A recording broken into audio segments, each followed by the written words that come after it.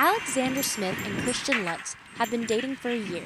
On the outside, they seem happy, but for a year, their mental health has deteriorated. I would say we got closer. Yeah. Working through it all. Definitely. We trust each other a lot more. Yeah, there are definitely unique obstacles that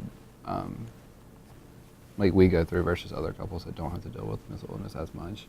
But as they've dealt with their mental health issues, they say UNC hasn't been there for them. Specifically, UNC's Campus and Psychological Services, known as CAPS. It doesn't really tailor to every student's needs, and if there is a student who maybe needs more support, they'll just recommend you to go somewhere off campus, and it's difficult if you're trying to figure out insurance, what if you don't want your parents to know, or what if you can't afford to go with copay or anything like that, or can't get there or don't have time to get there. One example of how they say CAPS falls short, only tracking student suicides among its patients, not all students, including those who may not deal with CAPS. Director of CAPS Alan O'Bear says it's difficult to determine every student's cause of death. I think I can speak for most people at the university, even though I'm not sure I can, to say that it's really awkward then to call a parent and be like, can you tell me how they died?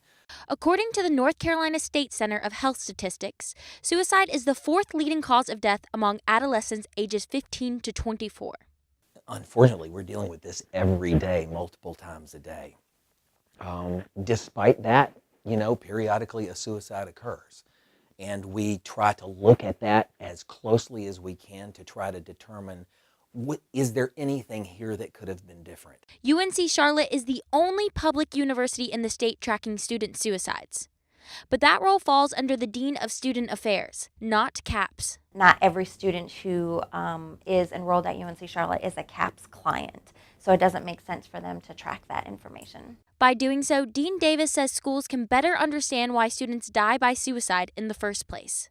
Then they can properly allocate resources to help prevent more deaths. Smith and Lutz hope UNC Chapel Hill realizes that there are more students like them who struggle with their mental health, but don't go to CAPS. Without the proper resources for students to acknowledge these feelings and realize what they are and know what the symptoms are, it gets harder to manage it and decide whether is this a serious issue or is this just a phase. But just because students choose not to go to CAPS doesn't mean their mental health issues don't matter. In Chapel Hill, I'm Hannah Lee reporting.